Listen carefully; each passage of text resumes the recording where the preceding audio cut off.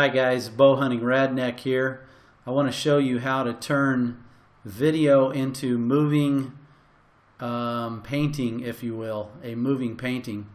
So quick disclaimer, I am not a professional video editor, so language and verbiage is probably not going to be correct, but I'll show you what I know in my Radneck way. So hang with me on the vocabulary that I use. But anyways, this is what I'm going to show you what to do here. I'm working on my intro for the 2015-2016 season. And so this is what I'm looking for right here. As you can see, it kind of looks like a moving painting, and then a flash point into the images or the video itself with kind of a cartoon effect in it to give it that hazy kind of look. Also, I'm going to time this with music as well to come up with my intro that hopefully is going to look pretty cool. We'll see what you think when we get to the end. So as we get started here, there's a few things that you need. First of all, you're going to need a Mac. I'm doing this on a Mac. I assume these principles would work for Windows-based machines, but I just don't know if these tools are available in that. You'll have to search for it if you're working on a Windows-based machine.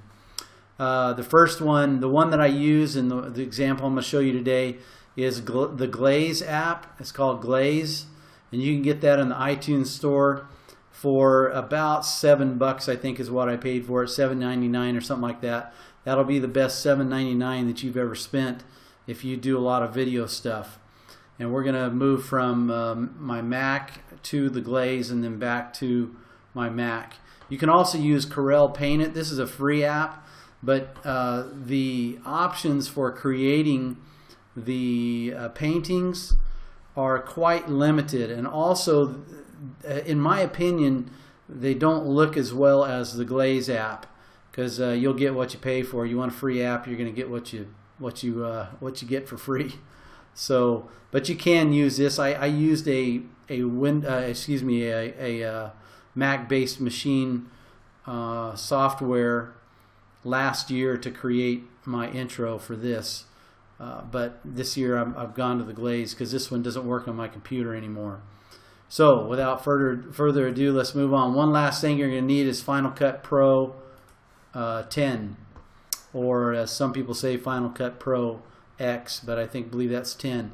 I'm using Final Cut Pro 10.2, so just so you can see there. One more disclaimer before we jump into this.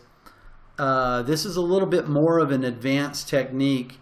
You're going to need to know some basics. I'm not going to give you each little step along the way, but the simple concept, because what I'm specifically doing may not necessarily work in your case. And so I'm just giving you the basic concept here. So what I'm looking for in my case is I want a 6-minute clip, because I've determined the music that I want to use in my intro, and that's what I need is 6 seconds of each clip. Now the clip itself, when I edit it into the intro, it's going to be less than that. So I've got some end points or end frames so that I can do the transitions properly and line up the video and the transitions based on the beat of the music. And I'll show you that in the end when we get there. So having said that, let's jump into it. I've chosen the clip that I want to use from the buck standing there. I take it out of my out of the clip, put it in the place where I'm going to work on it, and I do a Shift Z to make sure that it's in my workspace properly here. And then what I want out of this is 4 seconds. Now the reason for that is I'm going to slow it down. Slowing the video down gives it a little bit more of an ethereal feeling, or a better look to it, especially on intros like that. And so I want to slow the video down, and I'm going to have added frames to it. I'll slow it down to about 50% or so, and eventually it'll end up at about 66% of full speed. So having said that, what I want to do is, before I export this to rip the frames out of this little clip, what I want to do is I want to doctor this up a little bit. I want it to look not so natural. It gives it that painting look a little bit better. So the first step is working on this clip itself and getting the look a little bit better. So what I'm going to do, if you're in Final Cut 10.2, they've moved the color correction to this section here. It's no longer added in here automatically, but it'll be in this section right here. I grab the color correction. If you don't, you can go down here to color if you can't find it in the whole section, and then you have it there. Take the color correction and drop it in, and what I want to do, then I come up here and I want to correct this color a little bit by adding saturation and also a little bit of exposure. So what I want to do is pump this saturation up to almost make it look abnormal. That's going to give it help the cartoon effect as well as the painting effect. And then to make this a little bit clearer, usually what I do is I take the exposure and I pump it up just a little bit. And as you know, as you pump up the exposure, it washes out the image. But you can bring that back by playing with these other knobs. Like for example, this lower knob right here, I'll put it to right about there, and then I pull this down. You can see the clarity come back on with these knobs here, and then I can push this back up. Gives a little bit of a brighter image and looks a little bit less natural, because that's the kind of look I'm looking for. Then I just hit Command E to export it, and click Next, and then it'll export this to my desktop is where I have it exported to. And voila, there we have it, our 6-second clip. Alright, now the next step we're going to do, and I did not tell you all the tools that you need, but this next program that you need is actually free.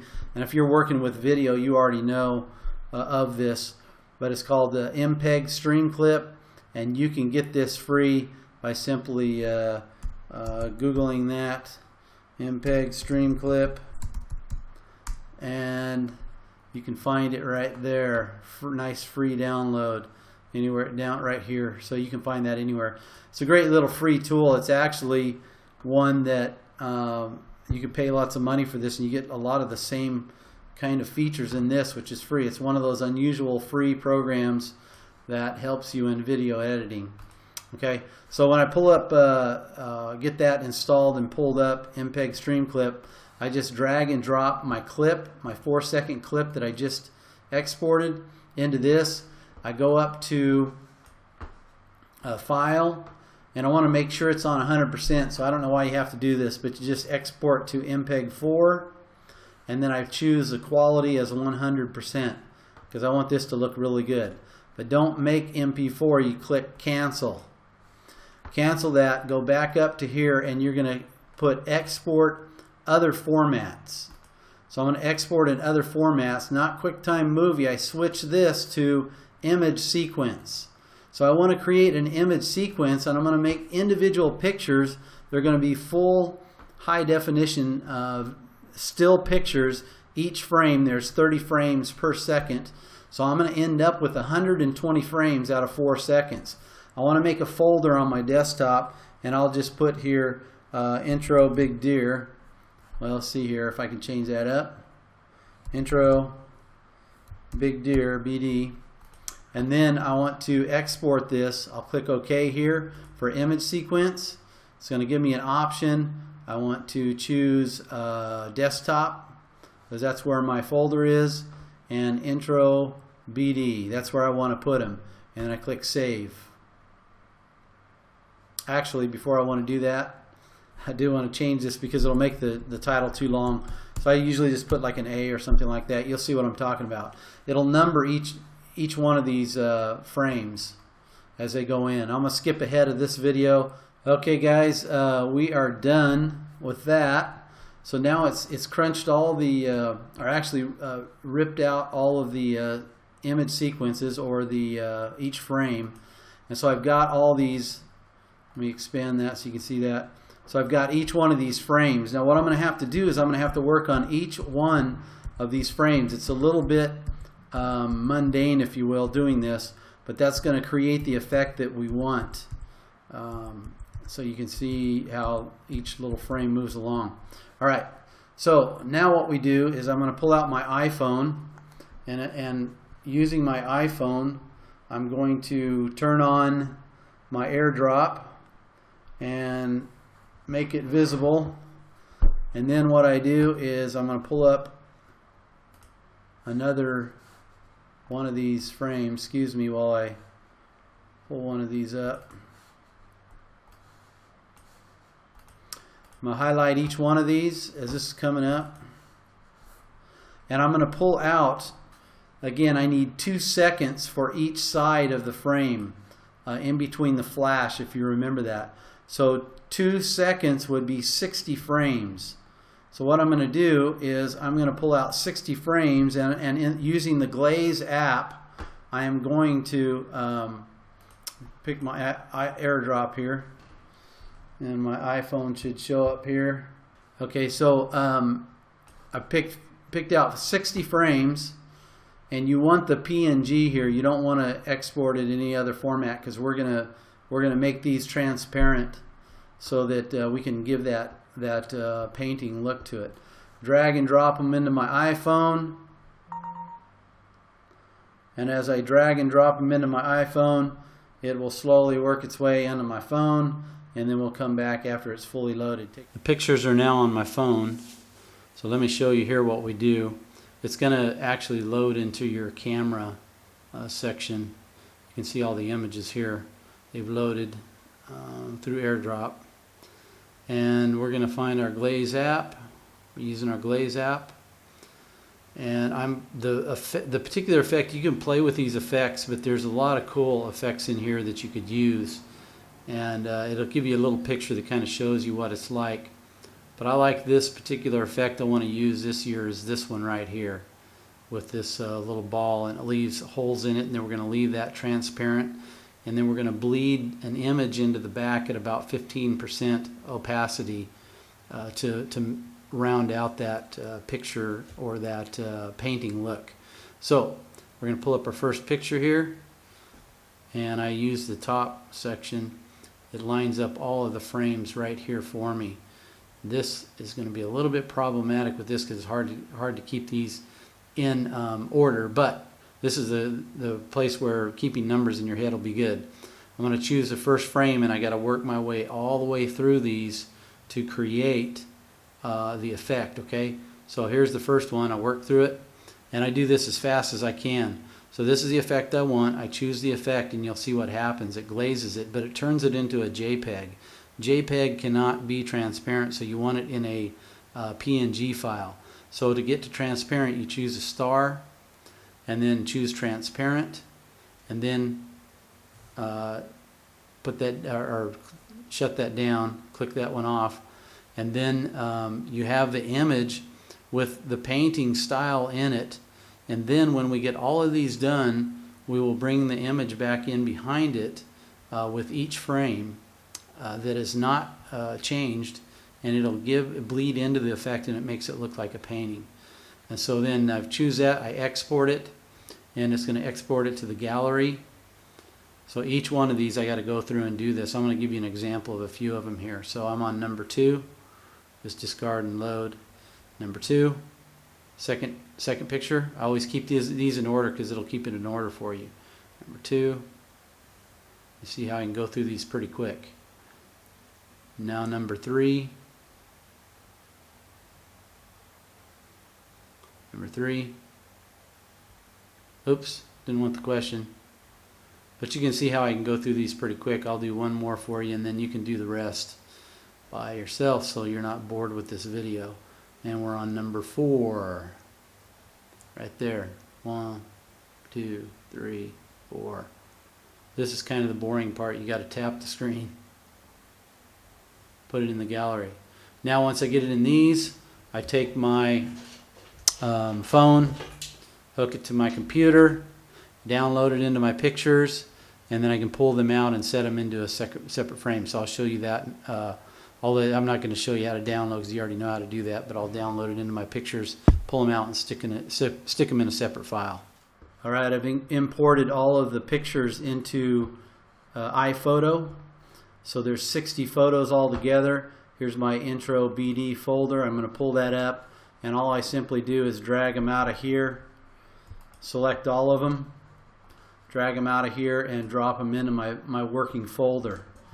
And then I'm going to delete these because I don't need these filling up my picture section. So delete those. And we're done with that section. All right, so from here, what we're going to do is we go back to our section where we have created a file for this particular intro, or this section of the intro. This is not necessarily what you need to do, but it's just what I do. So I've got my new intro. I'm going to title this just 2015-16 intro. We'll title it number 9. Sequence number 9 is how that's going to look. So now what I'm going to do is I'm going to take all these pictures that are in the intro BD, the ones that have been adjusted, and remember, don't delete all these other ones because you're going to use them as a background. The first 60 frames and then the next 60 frames are going to be the final sequence of the 4-second clip that you're going to create. So I'm just going to drag and drop all of these into Final Cut Pro 10, and then here's my working files. So first thing I'm going to do is I want to delete this sequence that I already exported out, and I'm going to use the same workstation here, and I'm going to take I have to make the first want all these frames to be even, so when you click on it, if you notice what I did, you'll click on it, it'll only choose a few seconds of the picture. You want to be full 10 seconds because this frame will match up with the rest when you choose all. How I'm choosing all is I just go down to the last frame that I want, 120 frames, right? And I shift and left click, and that'll choose them all, drag them down into my workstation here. Then I right click or control click and excuse me, I don't want to do that yet. I want to click Shift Z, which gives me the full section of it. And then I want to find the 60th frame right here, because if you know, we're going to do this in 2-second intervals. So we're going to have 2 seconds, and then from the 60th frame on to the 120th, you got 2 more seconds. So I'm going to go back to the front, choose all of the first 60. This is going to be our painting effect. New compound clip, and I can just put intro deer clip 1 is what I'm going to title it, because there's going to be 3 clips all together that I'm going to make. And then I'm going to go to the last 60 frames, 61 through 120, and I'm going to make a new compound clip out of this. I'm control clicking or right clicking. I'm going to do this number 3 because this is going to be the 3rd clip in the effect, and then now the painting clips are going to go on top here, right in this section here. So again, when I choose it, it's not choosing the full 10 seconds, so I want to make sure I've got the full 10 seconds. I go down and choose the ones that I've adjusted using Glaze, my Glaze app, and I'm going to stick it on top of here, and then I'm going to make a compound clip out of this as well. And then I'm going to title this one number 2. You may do this differently. This is just how I've come to do it. So now what I want to do is I want to shorten these up, because as you can see, this is a whole, 20 minutes? Looks like about 20 minutes worth of stuff. So I'm going to reduce this down by speeding it up. And I'm going to choose 20 times for each one. 20 times. And 20 times, and Shift Z will get me back to full view, and then I'm going to reduce this down to, again, I want 8 seconds, so I'm just trying to get these down short enough to where I can know where I need to work with. I get this short enough, and then I do another Shift Z, and as you can see, I'm down to 4 seconds. That's too much.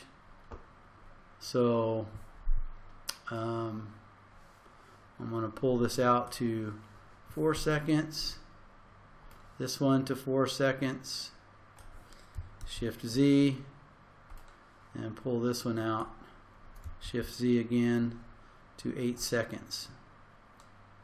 Okay, now that slows it down by that slows it down by 50% now, and we'll just play that and take a look at it. So you've got it's slowing it down by 50%, as you can see. You can see how the these PNG files leaves it transparent.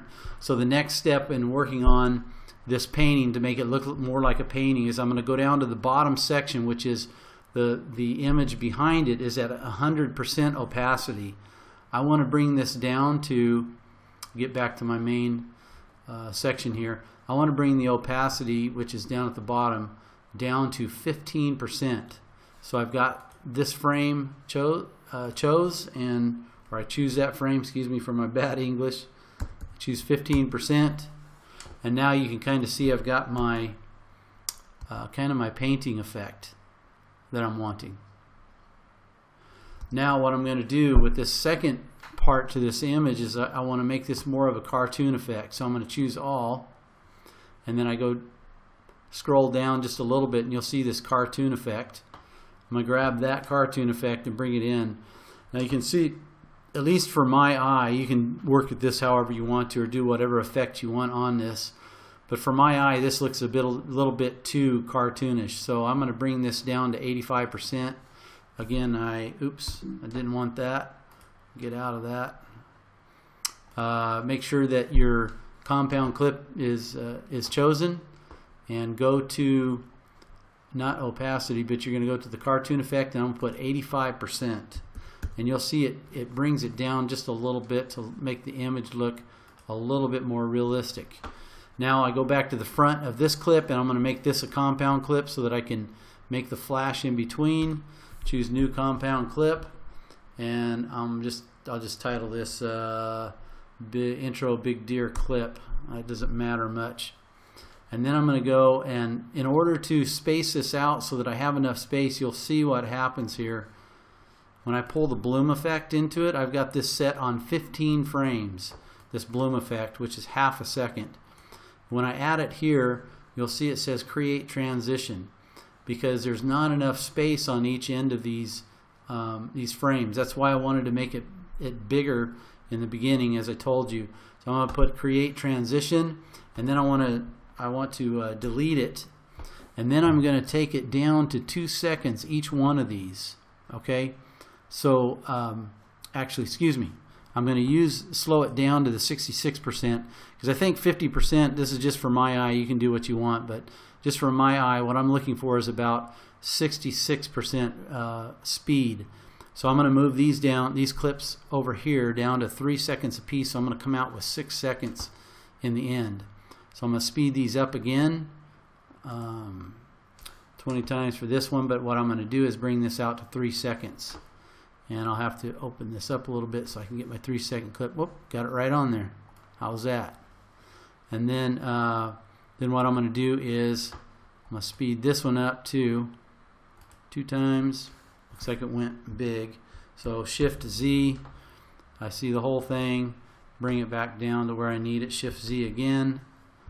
And now I can bring this down to 6 seconds. Okay, so this is going to be the final section of our clip. And this will leave me enough room on each end of the clip, because all I need is 4 seconds of this. So I've got enough space for my transitions in the intro on this. And so I'm going to bring over the bloom. It's again it's set at 15 seconds, and this is the speed it plays out at 6 seconds. That's about the speed that I want for the effect. And at 6 seconds, now what I'm going to do is I'm going to make another compound clip out of this, so that I can just move around each compound clip when I get into the intro. And what I will put for this is intro big deer, so I can remember where that's at. Now what I do is I edit each one of these clips into the main one, and I'll show you that in the next step. Okay guys, here is our final step. I've created each one of these just as I've shown you for each little frame that I want in my intro. So what I do with each one of these is I just take them and drag and drop them into my workstation here. And oops, that's the wrong one. This is one with my daughter and I, and then the family. Each one of these I've done, and I'll just use these for a quick. I got to use the one that we we did ourselves. This is the first one. Okay, so here they are. They're not going to be in timing.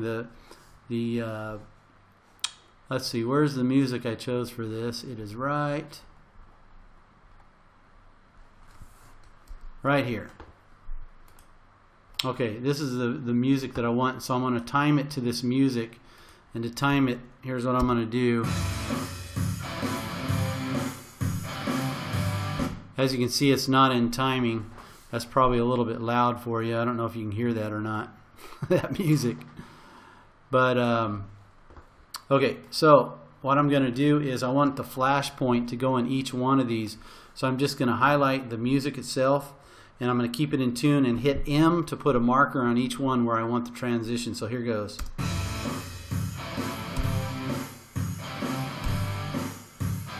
One, two, three, four. 1, 2, 3, 4.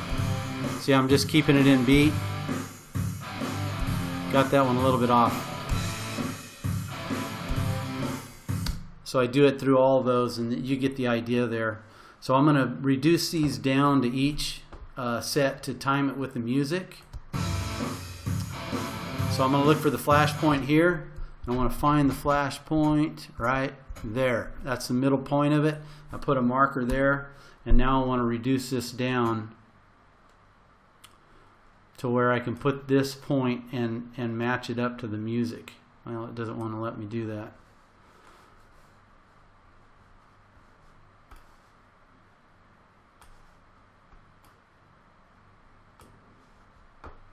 Here we go.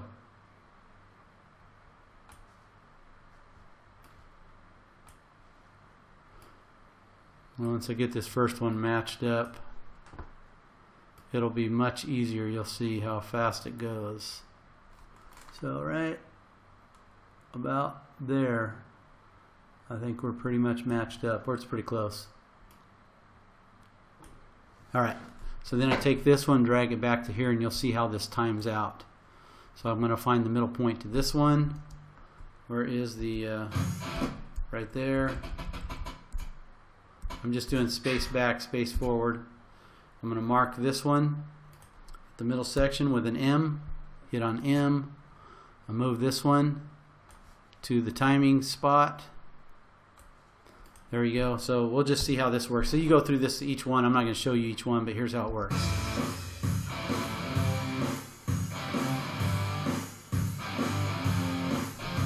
And then I can also take in the bloom and drag it here. And because I've left space on each one, I've got room for this to go, so it'll look something like this.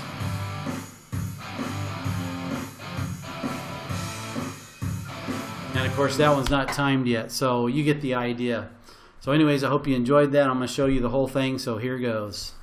The message of the Holy Scriptures is absurd, and the life of the Messiah is meaningless, unless we believe that he walked perfection, and that he died for my substitution, that his resurrection is no illusion.